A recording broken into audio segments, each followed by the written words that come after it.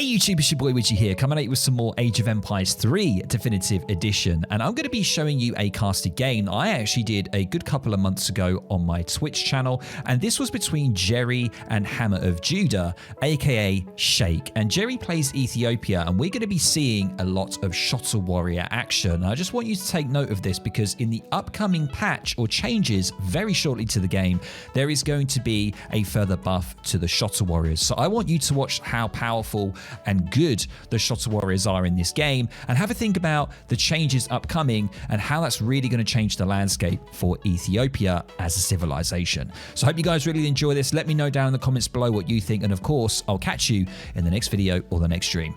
Past Widgie, take it away.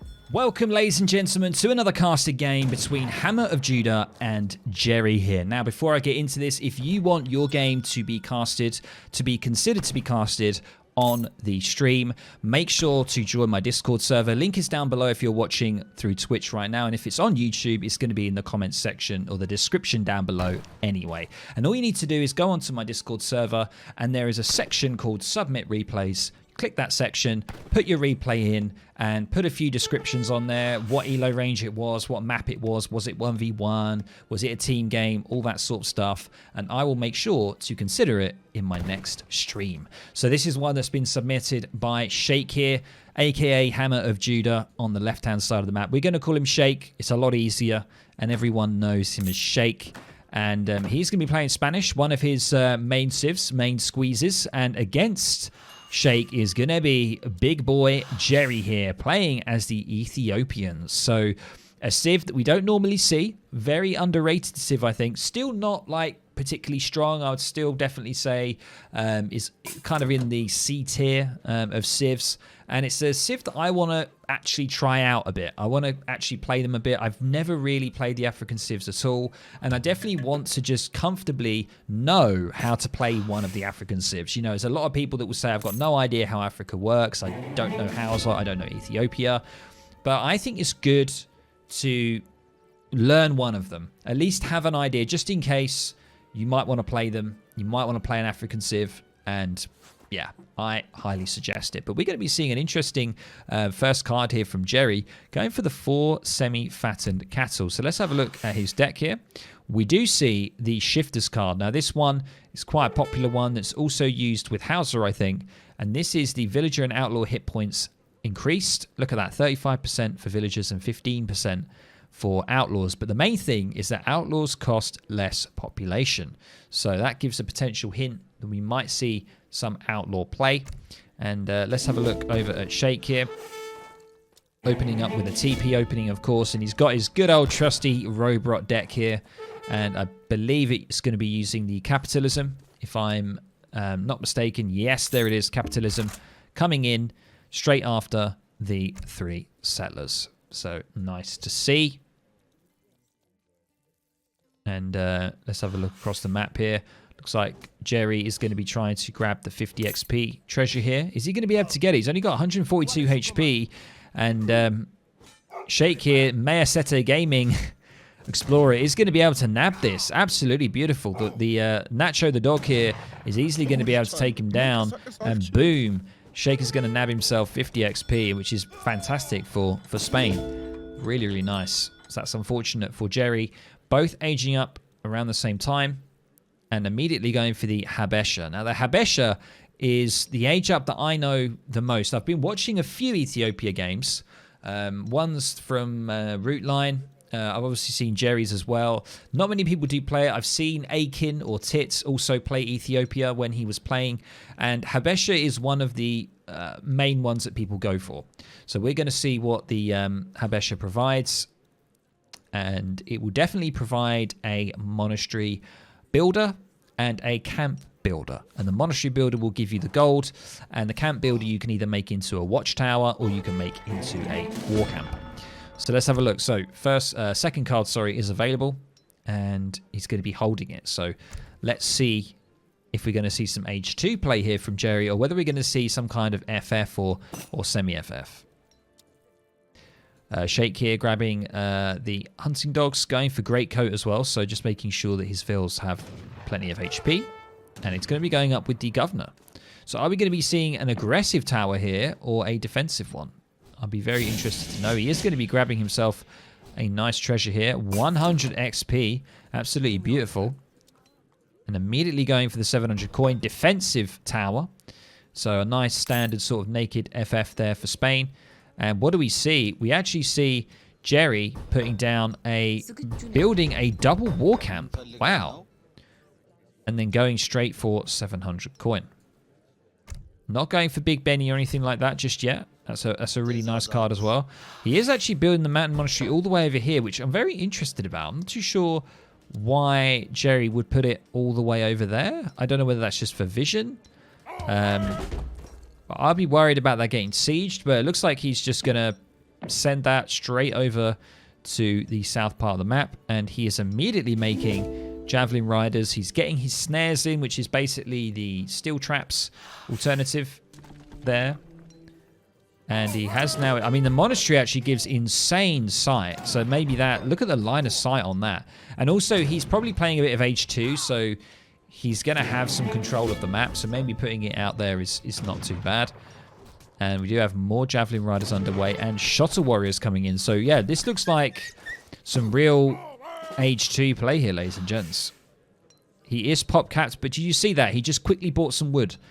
Or he sold some wood. He sold a cattle for some wood, sorry. So he used the cattle to buy some wood. And I think he just did it again as well. Yeah, he's just done it again.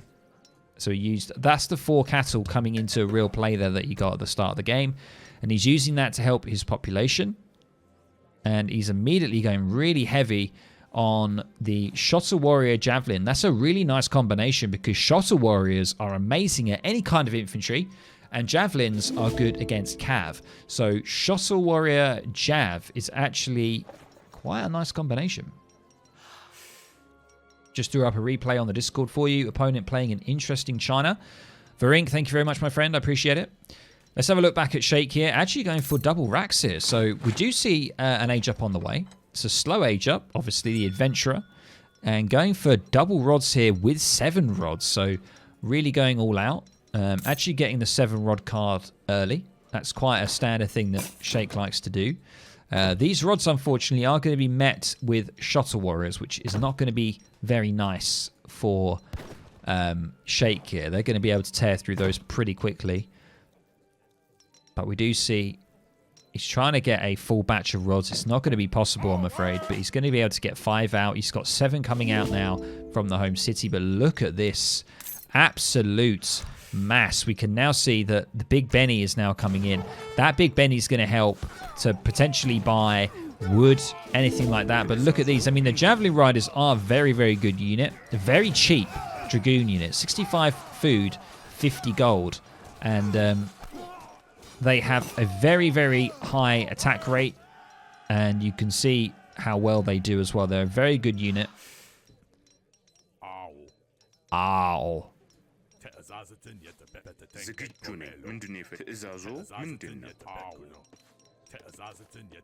Shotel are shock infantry like Chimu. Yeah, they are. Okay, yeah, they are. But they're a little bit different than Chimu because they do actually counter all infantry. So that's something. Chimu are only kind of good at light infantry, but Shotel actually do well against all infantry. They actually have a multiplier, so they actually do pretty well against heavy infantry as well. But I see what you're saying. I see what you're saying. Yeah, the rods, they will counter the Shotels. You're right. But they will still do some decent damage because they do have a multiplier on any kind of infantry unit. So, yes, they will. They won't trade very well, but they'll do better than the Chimu runner or the Coyote runner, for example. 21 now on the field, though. 14 Javs, and we do now see Shake has aged up, and he's got his veteran rods here. And more rods coming in now. It's rod right now. I like this combination, though. The Shotel with Jav. I mean, that's such a great idea. We do actually see a wood shipment coming in now. So we went for the Big Benny here.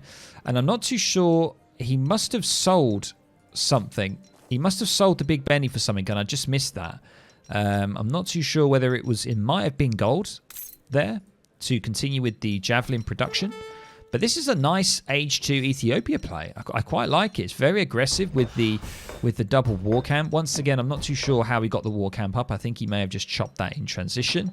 But I think he got the TP in transition as well. But yeah, I'm not entirely sure. But yeah, he's got a lot of resources, and I think he's got a really great amount here. But he's floating quite a bit. Jerry is floating a bit. There's got to be something going on here, because he's floating a lot of resources, and I'm just going to keep an eye on him for now. He is going to be now building himself a watchtower, which gets you access to other units than the war camp. And we do now see a granary here going to be securing this side. And I imagine, I'm feeling like there's going to be some kind of age up here. But he's got a lot of wood, though. And he's just sticking his wood there, and he's got it exactly on 500, and he's not doing anything with it. Zagidjane indeed, and he's actually... Whoa, there we go. He's actually spending some of it. But I don't know what he's spending it on. I wish I could know, but I don't. How strange. Did anyone spot that? He sold some, yeah? Okay, right, he did. Kind of an interesting one there. Bit of a waste selling it, but I see his macro. He needed to get in H3 as soon as he could. He built a trade post. Yeah, well, we know that he's got the trade post there. He built a trade post and sold 100. Did he? I don't think he... No, he had that trade post up for a while. He had that up in between H1 and 2. Yeah. It's very hard to keep a track of Ethiopia because they do all these sort of things with the market, and it's hard to keep a track of what they're actually doing. But Sheikh is looking in a pretty good position. He's kind of going like skirm crossbow with rod, so that's kind of his plan. But the Shotel Warrior is here coming in, doing a little bit of raiding, going to try and slow down Sheikh a little bit so Jerry can actually start to get into the next stage. And he's going up with the Sudanese. Now, the Sudanese will get you the unit that throws the knives, the knife-throwing dervish that are basically a skirmish unit. They're very good against heavy infantry. There are other age-ups you can do. The Somali age-up is quite nice. You get Issa Warriors, which are basically like a Musk unit. That's quite a nice age-up to go. But he's going for Sudanese, and he's got Shotel Warriors on tap here. So he is really, he's going to want to get these Javelin Riders upgraded as much as possible. And I wonder what his next card's going to be. He's got Senna Horseman in here. He could go for the Sebastopol, or he could go for the Neftenia. That could be nice. That could be quite nice as a shipment, but he hasn't selected anything just yet. And he has got another Mountain Monastery Builder, as we can see. He's putting that one down. He is going Sebastopol. Okay. I mean, there is a double Falk here. And, yeah, I mean, that's probably best. The Shotel should do pretty good here. The only downside is he hasn't really got too much for the rods here. He has got a few Dervish, and he is starting to get the elite infantry upgrade, so he's going to be able to upgrade majority of his units. And remember, the Dervish actually shadow tech. So they are a native warrior, and native warriors with the African civs, they shadow tech. So he aged up there, and they were, boom, immediately teched up. And the Sebastopol's going to be coming out. And he's got hardened axes. That's quite late with the hardened axes. And Sheikh here is going to have a little bit of a problem with against the Sebastopol there. Oh, doing another shot there. Sebastopol's got 28 range, only 26 on the Falconets. But this is really bad. He needs to... Oh, the rods could have got stuck in there. I don't know if that would have been a good idea. Potentially. Could have definitely shut down the Sebastopol, but he's just going to get stuck in. And, you know, the Shotels... It's going to be an interesting trade, to be honest, but I think the rods are definitely going to win overall. But it's not a terrible, terrible trade. But the Sebastopol trying to do as much as it can. And yeah, look at the Shotels. They're just pushing through still. Still a few rods on the field. They're going to try and get behind. Remember, the pathing is so good with the Shotels. They're going to be able to take down that artillery piece there. No problem. And remember, the Shotels don't actually do any bonus to Falconets. But you can see now that the clear up is on. Look at that, taking down the Falconet there as well. And the Sebastopol still looking pretty decent. We do, however, see some Lancers, which is not ideal. But remember, Shotel Warriors, are they infantry? They are hand infantry. So, but are they... Does that count then? Does infantry counts for Shotels, right? Because they are infantry units. They're good against light. Their type is shock infantry, land military, hand infantry. I don't know. Do Lancers do bonus damage against the Shotels? I'm not too sure. We've got the Uromi here, Uromi Warriors. These guys are heavy cav with a charged musket attack. They're good against infantry. Basically like a Lancer unit. Here, you can see. And they're pretty darn good against... Yeah, just a very, very buffed cav unit. How do Shotels beat rods? So this is what I was saying. Because... Yeah, Shotel go because it's because of their multiplier against infantry, so they still do pretty well against rods. But we do now see just more javelin riders on the way, and pretty much that's really it from Jerry. He's just got food and gold on at the moment. He doesn't need anybody on wood.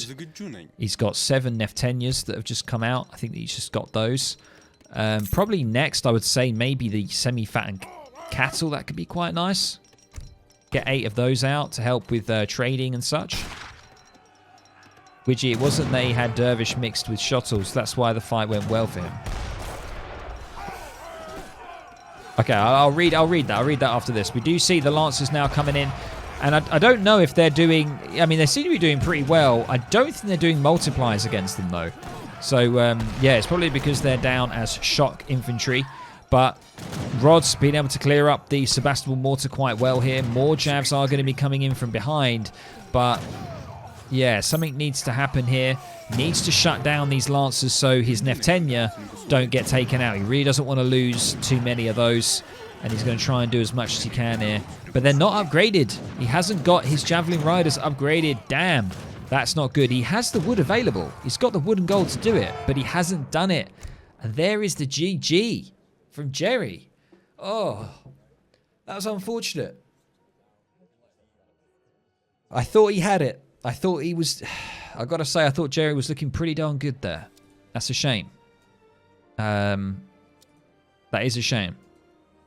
But Shay, taking it. Doing a great job. I mean, the trade there, those Lancers were very clutch on the Neftenia. Yes, they did a very good job. The Javelin Riders were not upgraded.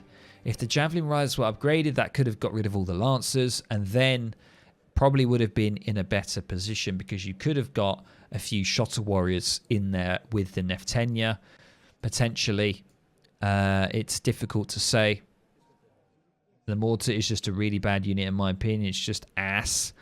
Yeah, I mean, I don't know whether it's quite memey to go it, but yeah, I think having the Hired Cannoneers can be a really nice card as well. 14 Cannoneers, that's a really nice card to have. We don't have that in this deck, but it's a nice one. The Center Horsemen are pretty huge as well. This Javelin Rider one could have been a nice card to go for if he upgraded the Javelins. But there we go.